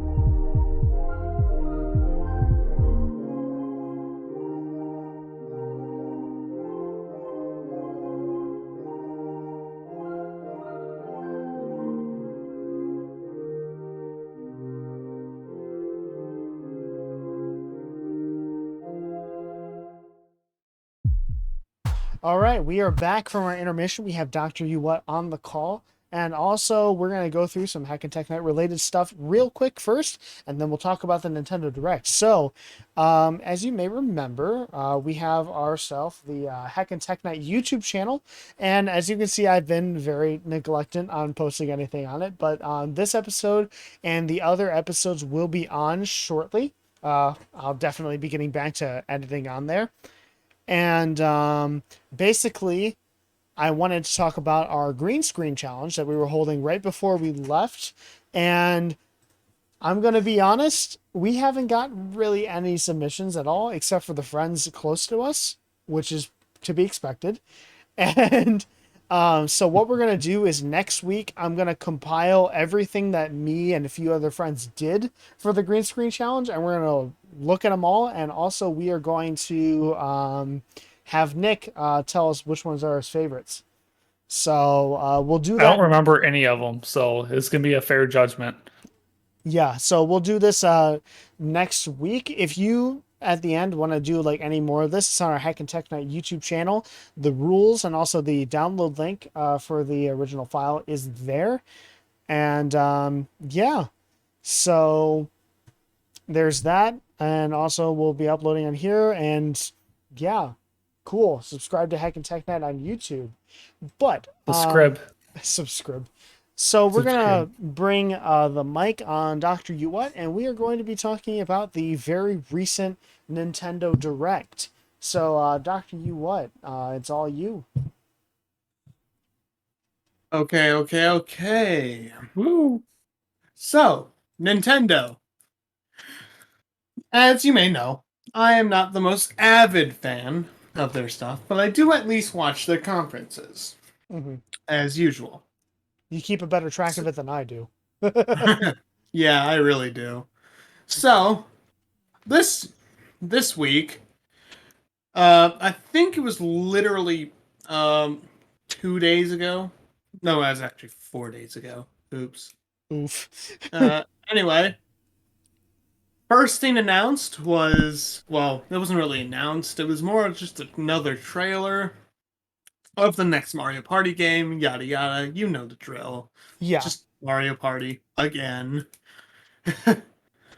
And right after, they actually introduced a new title made by Square Enix by a famous director, Yoko Tako. I messed up with that pronunciation, but who cares? And it's literally an RPG called The Voice of Cards, The Isle Dragon Roars, where the whole UI, everything is shaped like cards. Just the whole thing is just cards, everything. Yes. What? And it actually looks good. Nice. Really? Yeah, are you showing anything on the screen? Yeah, the voice of cards. Okay, you are. Okay.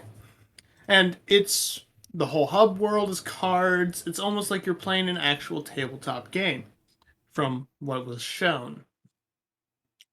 Next that was shown was a few other games by Square Enix. Not gonna lie, not too interested in them. Square Enix Direct confirmed. Honestly, like, break the order of everything. There was more Square Enix content probably than Nintendo. Not gonna lie. Wow. Yeah. Mainly because they're, you know how most of these directs, they usually have, you know, the big ending, like, segment, like 5 minutes, being like some big thing. It wasn't even a Nintendo game this time. Really? Wow. Okay. I won't say it yet, but yeah. Also, new Monster Hunter Rise DLC. That's something. Okay. It's something. Whatever that means. People that play that game, you know, they play it. They know already. Hey, Nick, for some context, you hunt monsters. Yeah, that's pretty much it. Cool.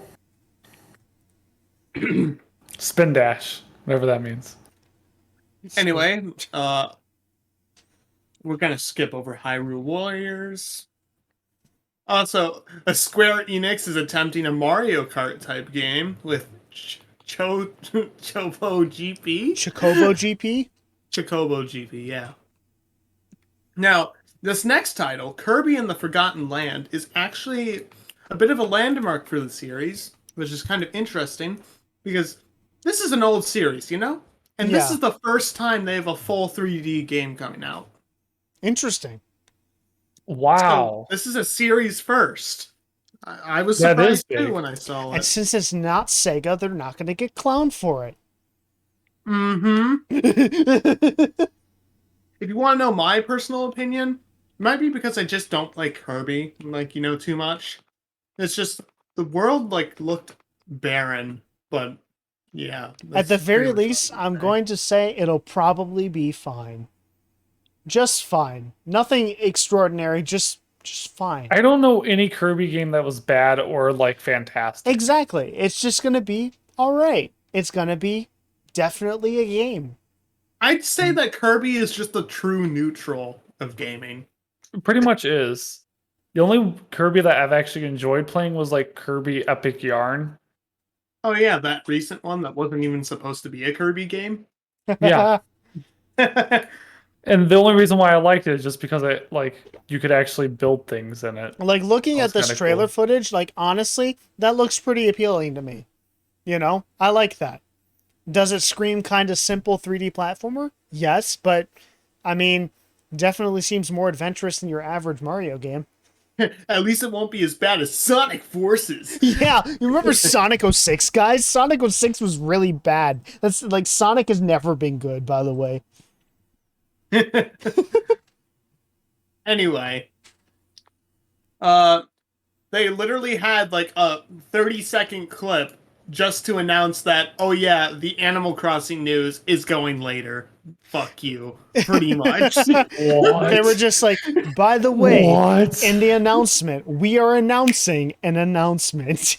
There's no way. They Look at literally this. just did that.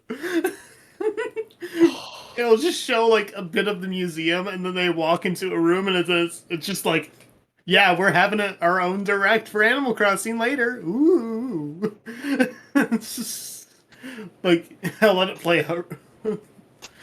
By the way, why? What was the point of that? You got Mario. Literally none. You got Mario Golf DLC. Yeah. I don't even know if that game's good. Not gonna lie. Star Wars Knights of the Old Republic is getting a Switch port. Yeah, I that's know a kinda few. cool. I know a few people who are into that. over Disney Magic World 2 Enhanced Edition. Man. Enhanced edition. Whoa! Okay. It's enhanced. Sequel guys. to Dying Light, Stay Human is coming out. Honestly, I don't know anyone here that would like actually care. Big thing is Metroid Dread's coming out, or has it already come out? It is coming out soon. Now here's the big part that I heard of that was really interesting to me is that on their Nintendo Switch Online platform they're adding N64 games and also Sega Genesis games with their own proprietary controllers. Mm-hmm. Now, And yeah, do you go want ahead. me to say something real quick? By charging a premium for the Sega Genesis games, they are inadvertently saying that they are worth more than their own Nintendo games. It's because they're better. Exactly. And actually, if you fast forward through the video, you'll see the game lineup. And I'd say it's a decent lineup, but it definitely could be better. For me, the N64 lineup looks really lacking. Like, really lacking. Yes, it Like, really there's is. only 9 games. Yeah, that's What? rough. Switch Now, over to the Genesis one. real The quick. Genesis one looks slightly better. I do appreciate the Rise Star representation. Also, Contra Hardcore. Musha is Echo one the that you don't Dolphin. usually see. Strider is a really good one that they have on there. I really appreciate the Shinobi 3. Fantasy Star 4. Like, this is actually a really solid lineup. I'm not going to lie. I just wish there were more of it. Yeah, same here. And they put on the most accessible Sonic game. Yeah, 3, although it's my favorite. Not the most accessible. Especially since you have to have 2 games in order to get the full experience. Yeah. No way. That's how Sonic Yeah. 3 and Knuckles works. It's really. Yeah. But yeah, the thing is that they also come with their own their own like Nintendo 64 and like Sega Genesis pads. And the thing that's really frustrating is that there's actually a 6-button version, but that's also Japan only for the Genesis controller. And it's like, bro, why? The Genesis was most popular in North America. Why are you giving Japan, the places where it failed the most in its heyday, the thing with more accessories? Why? Yeah, it's Who stupid. knows? The next interesting thing is Deltarune Chapter 1 and 2 being ported to the Switch Did hear about that. instantaneously this time. Oh, really? Just right Yeah. Yeah, it's on right now. It literally is. now? Nice. Impressive. Now for the big meme Oh, news. no. Oh no. The I can see Mario the top of rolls. it. I heard so much about this, and it's just like, why? We got Why? Chris Pratt as Mario. Why? Jack Oh. Black as Bowser. I even think Seth Rogen is playing a character in here. Yes, he is. Like, what is going on here? And you, This is Chris, gonna be stupidly expensive. Yeah. Seth Rogen is Donkey Kong. Chris Pratt is Mario. Again, that deserves repeating. And you want to know the part that makes me really, really annoyed? They gave it to the worst animation studio. Illumination. Yep, they gave it to Illumination.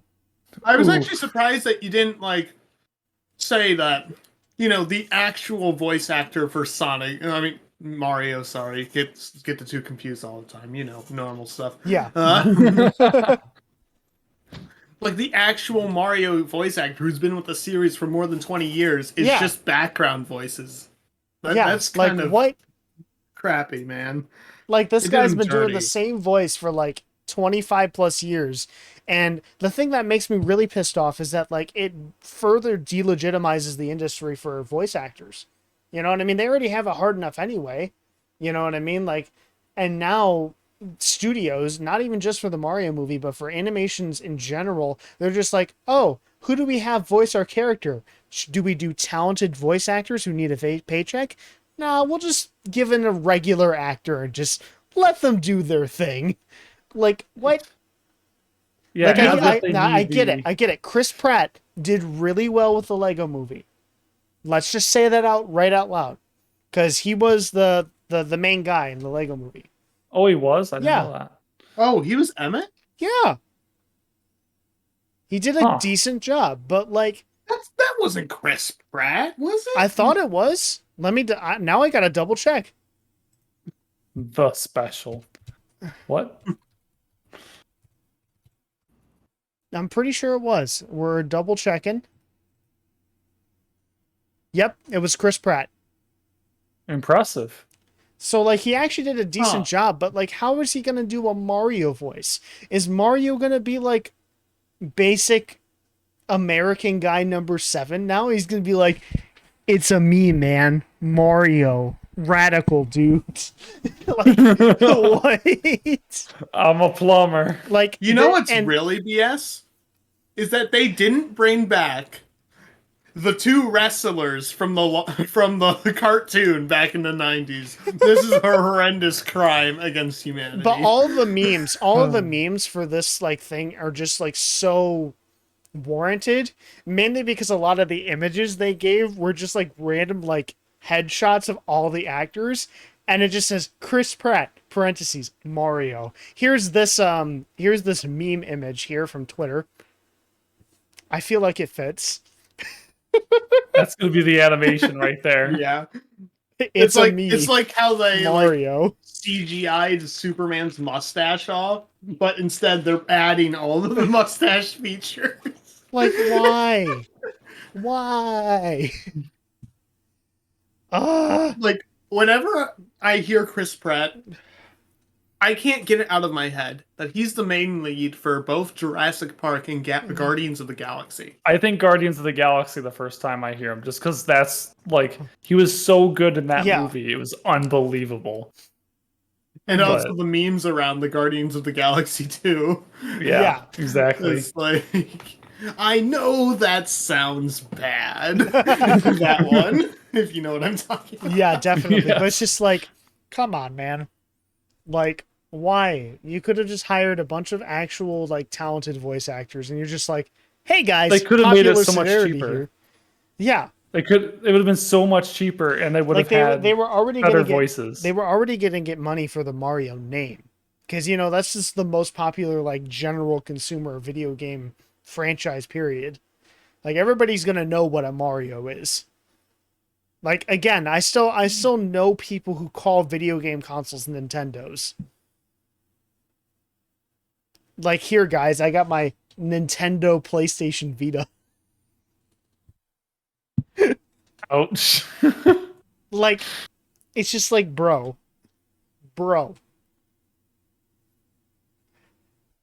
But continuing on with the stuff that was in the direct, we also have a new Splatoon. Oh, I have actually something funny to say about this because they had this whole stint like, oh, I'm the main Splatoon squid researcher guy, and like they had like a live action person later on in the announcement. I found it so funny, like that he said like, this is what I found. It's called story mode. What? And it showed like hints I for the found story later. mode. I think if you like scroll through it, you'll find the guy in a white trench coat. Hey guys, I found story mode. Imagine a real life researcher just Minecraft story mode. Story mode. Minecraft story mode. No, it's cursed. A Telltale game Please no. series. Now, moving on from Splatoon 3, The one that In my everybody's opinion, actually the better 3 here going here is Bayonetta 3. Bayonetta 3. This is the mainstay of the whole like direct, and it's a Sega game. What? And also dog. Yes. At first, I actually thought this was Earth Defense Force. If you know. Oh what that yeah, is. it looks kind of like it. I was like, oh, cool, like Earth Defense Force 5.0 or something. And then Bayonetta shows up out of nowhere later in the trailer. You're like, wait a second, what? Wasn't this game announced in 2017 and this is our first trailer? What? Was Nice. it really announced that long ago? Yeah, it was. Wow. And They've been putting a apparently lot of work seems into it seems to experiment with you fighting as Bayonetta and as a big monster too. Nice. Honestly, they say our weapons are useless, so it's all fine. Well, you just made it so I have to look up a clip now. Sonic Adventure. Oh yeah, definitely. Our weapons are useless. Is that going to become one of our mainstays as the sources in the audio? No, it's just a really, really funny cutscene. Give me a second. I gotta find it. That's the intro.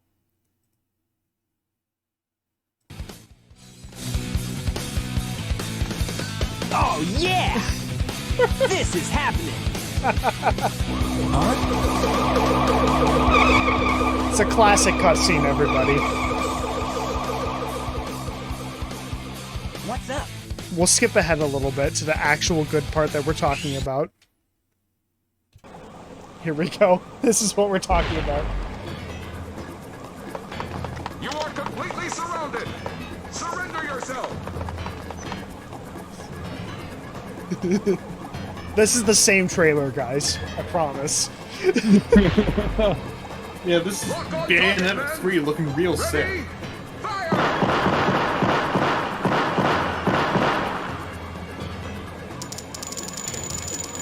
Wow.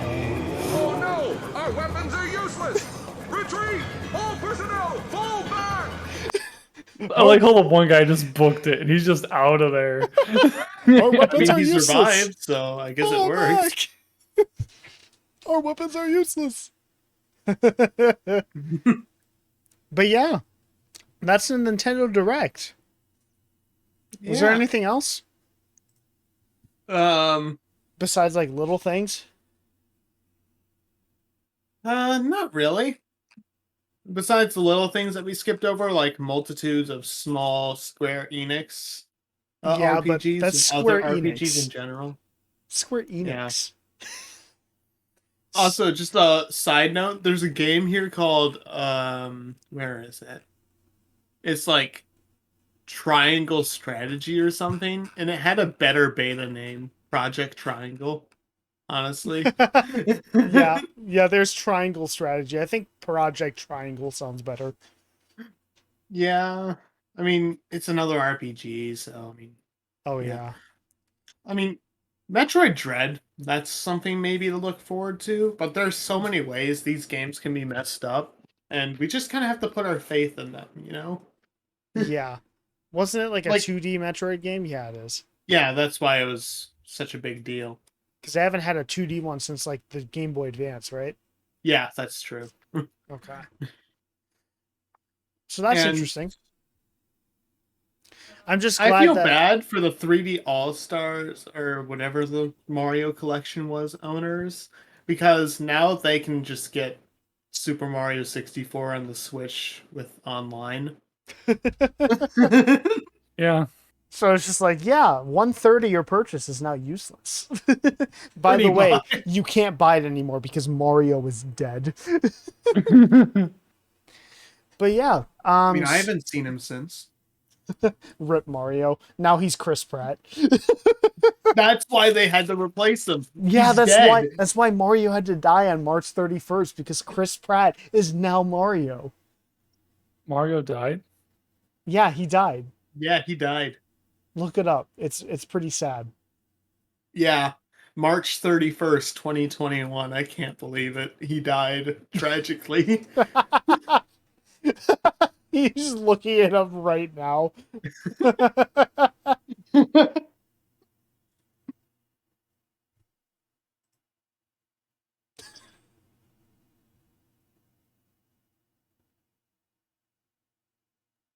He sure is dead. Yeah, he's dead. Yep, he's dead. F in the chat. Can we get Yeah. the salute from earlier? The salute from earlier, that was for the Discord bots, but I mean, hey, Just put the image of Chris Pratt on the screen I instead. gotta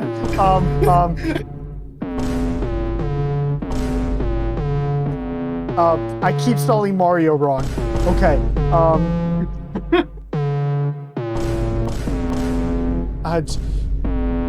I can't find the Don't see meme. me, but I am saluting too. Are you? Yeah, I am. Okay. Trust me. It's off center. Is that seriously the photo that they used? Yeah, hope not. that is seriously. No! That's seriously how What the they. dog they doing? That is so bad. They were like, They didn't even Chris put the Pratt, character. Mario. They didn't even put the character. They It's just put literally the just actor that. as if that's more important than the character. I know. Looks like an Italian plumber to me. You sure are right, Stig Clarkson. It actually kind of does. I'm not gonna lie. With the black and white like that, it does look like Chris Pratt's a plumber. He's an Italian plumber, guys. One who Hey. trains velociraptors. I mean, he's not wearing a tie, so I guess that's one box checked off. Yeah, you are correct. So, that does conclude our news on the Nintendo Direct, and we have one last story. Dr. You may stay if you would like. We're going to talk about the Apple event, and that'll be our last story for today on the longest episode of Heckin' Tech Night ever, because we took 3 months off. So yeah, would you It's like our to- longest video to video. Oh, it's okay. He already left. He didn't want to stay.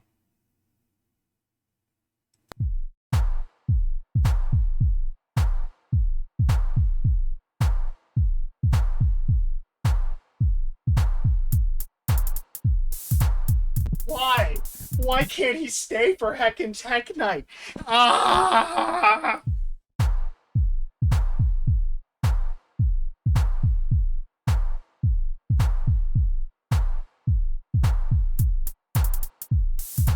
And back to the Apple event.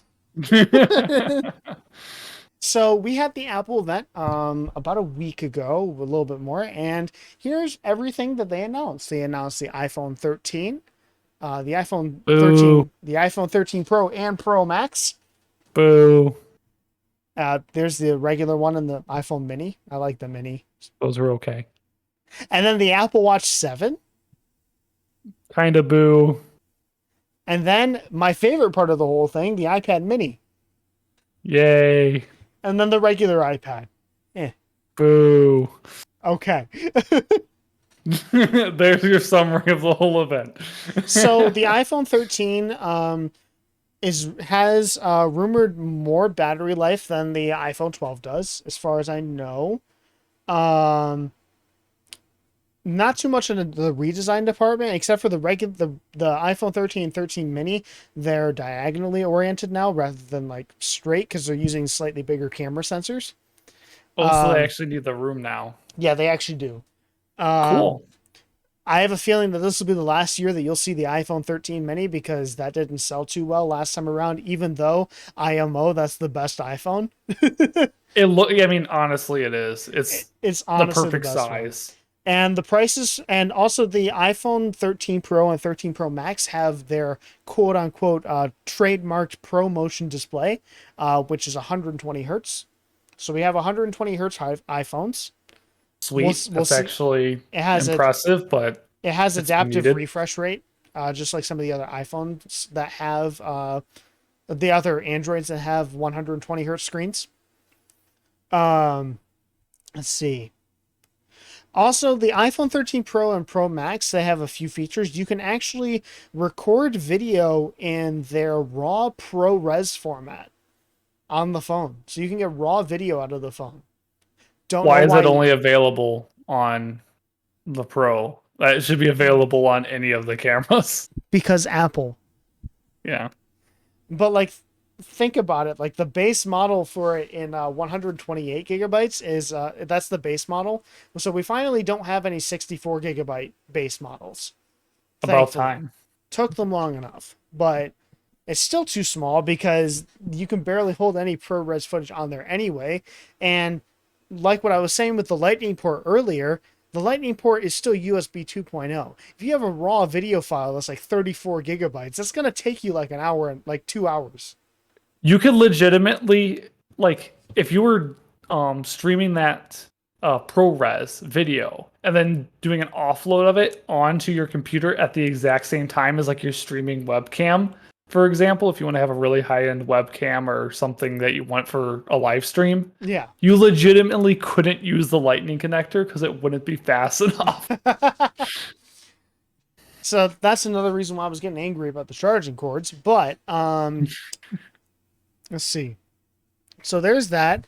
They're the same sizes as last time around, and I believe the same starting price. The iPhone 13 mini at its base capacity starts at $699. The regular iPhone 13 starts at $799. The iPhone 13 Pro starts at $999, and the iPhone 13 Pro Max starts at $1099. All for their base capacities.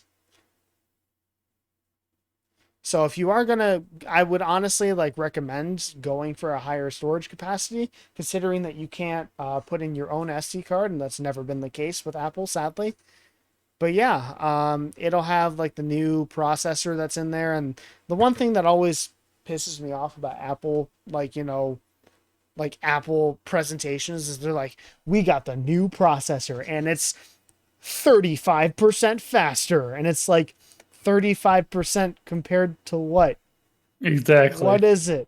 You're showing me a bar graph with no numbers. What does that mean? It's 35% faster when you're taking a picture. So when you open up the camera app, it's 35% faster. It goes from 30 milliseconds to 24.5 milliseconds. Oh, man. So there's that. We have the Apple Watch Series 7. It's more of like an incremental upgrade because we don't have any new sensors, but it is slightly more pushed out to the bezel now. Interesting. The thing that's really annoying though is that they're still offering the Apple Watch Series 3 as a new Apple Watch you can buy. Even though they're selling the Apple Watch SE right now, which should have been its replacement a long time ago. And literally all the app developers on like Twitter that I see, they were like complaining. They're just like, why? Series 3 is a pain to develop for. Why are you still keeping it? This is like so old. Why? Don't develop for it. It's like the iPhone. It's like they were, if they're selling the iPhone 13, but like at the bottom of their line, they're still selling the iPhone 5S. Like what? Why? We'll skip the iPad mini because we're going to end Heckin' Tech Night off with a happy note. But here's the regular iPad.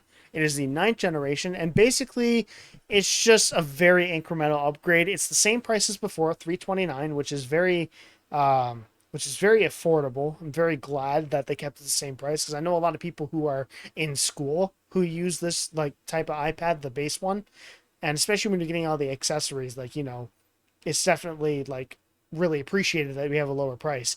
But basically, you get like a new camera. A new front-facing camera for better video calling and all that, and like just a better CPU. Starts at $329. Also, they are going to release iOS 15 on the 20th, which already happened. So iOS 15 is out. And yeah. I heard that it's not technically required to upgrade though, or something weird. Usually with Apple, that's just kind of what happens. You just kind of get updated to the new iOS because they just do it. Yeah, but I think this new one wasn't required or something. Something weird. I don't remember.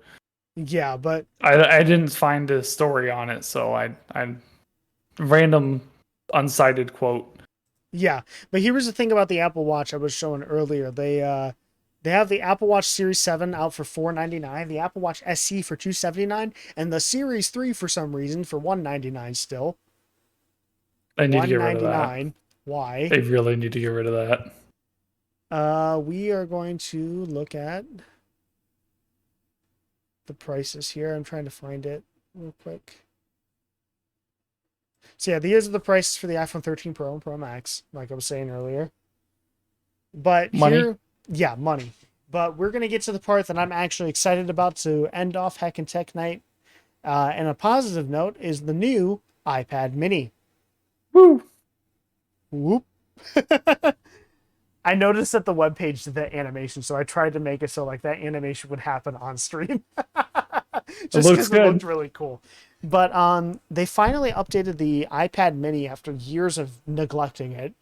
And it is a smaller iPad with like an 8-point-something-inch screen, and it finally has the close to bezel, no home button design that I loved about the old iPad Pro, like the 2018 iPad Pro and the new iPad Air.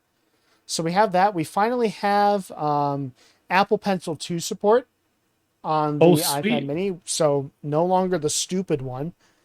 And we got the new A15 chip that's in the iPhones.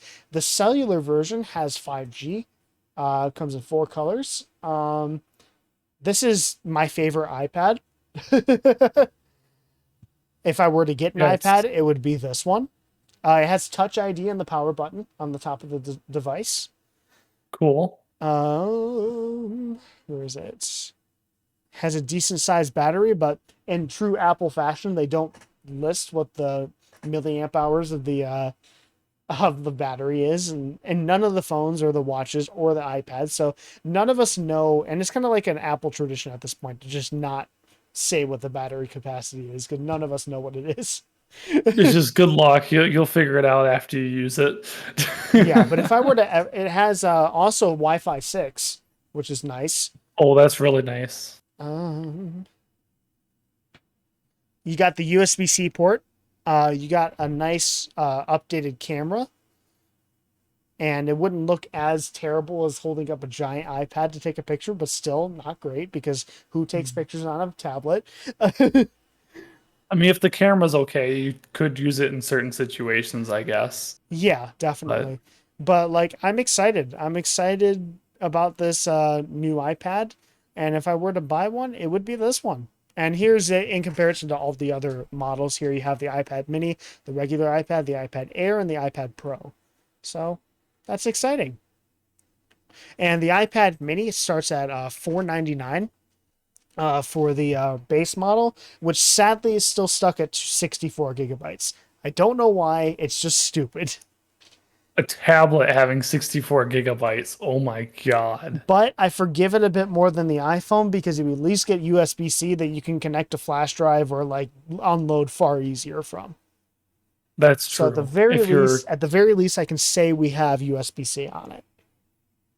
So I find it a little bit more forgiving. You can get a gray, pink, purple, starlight. Purple would be my choice. The 256 gigabyte model is $650. So I mean, expensive, but honestly, less expensive than most Apple products would be, honestly. But yeah, that's the new iPad Mini, and I'm actually pretty happy about it. We'll take a little bit more at the more of a look at the iPhone 13 right there, and it's just like basically an upgraded iPhone 12. Like it's a little bit bigger of an upgrade because the camera's received an upgrade. There's also this mode called cinematic mode that they're adding, where like if you turn it on and you have like two subjects in the frame, it is automatically made to do like the focus racking effect, where you have like, say if this person looks away from the camera, the phone will automatically focus on this person because they're not looking at the screen, kind of like a cinematic like focus transition effect. And okay. I will admit, in the Apple presentation when they were showing this off, it didn't look amazing. Because it kind of seemed like the autofocus was kind of fluctuating a little bit too much. Like, let me see if I can find the video, if I can kind of point it out here. Yeah, see if you can pull it up real quick. iPhone cinematic mode. I like how we're gonna finish off on the iPad on a good note. Now we're gonna be crapping on I'm sorry. 13. And let me see if I can get this good here. So this is like a little short film they did with like the iPhone 13 cinematic mode. And it did that right there. And this is actually like footage from the iPhone here. Of course on like stabilized equipment, but the iPhone itself is doing the autofocus itself here. And when it comes to like objects, it looks fine. But like you see it, it's kind of like it wasn't exactly very smooth. Yeah. It's just like, oh. There's a bit of stutter to it. Yeah, it doesn't look amazing. Usually, like, it looks like... Have you ever, like, tried to, like, take a video on your phone, right? And let me bring up my phone real quick. And you're taking a video, and then you just kind of tap in different areas to, like, do different, like, areas for autofocus. It looks like you're doing that, but the phone is doing it automatically. And it doesn't look necessarily very smooth. I hope over like OS updates it will, but like it doesn't necessarily look very smooth in my opinion. Like, like it's a little I think they need a quicker, like they have to have a quicker sensor in order to get it to smooth out more. Yeah. It's just like of course When they have the looks LiDAR good. stuff though. The video looks good, but it's just like the autofocus I feel like would get really, really distracting. You know what I mean? It was the same issue I was having with the Lumia 950 when I had that phone. It was just like whenever it would like try to autofocus something, it would first jitter and it'd go, and then it'd get it. Yeah. And it's just like I feel like this wasn't exactly the greatest demo. But yeah, there's that. And as I said, we would end off on a good note, so we are looking at the video that they showed for the iPad Mini, because I didn't want to end off negatively. I believe it. I'm not sure. I don't think it has Face ID on it, which is okay. Like, because you already have Touch ID, as long as you have one, you know what I mean? Touch This- ID is fine. Yeah. But again, like I like how you have the magnetic thing, so you can put on the Apple Pencil. It's not the crappy Apple Pencil. It has a bunch of accessories out for it already, which are pretty expensive, but like, hey. But iPad just makes the best tablet, period. And they actually seem to actually care about like making it for people who want to like make stuff. But yeah, I believe that concludes our first episode of Heckin' Tech Night back in a very long time.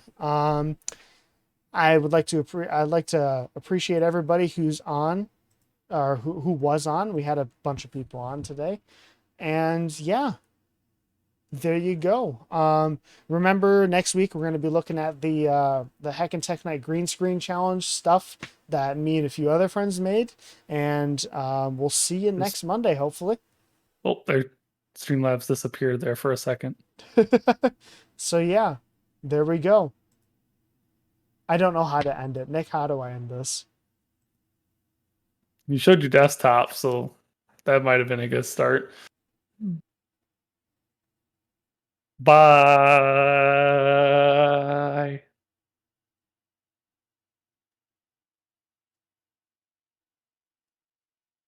So what am I gonna do after this?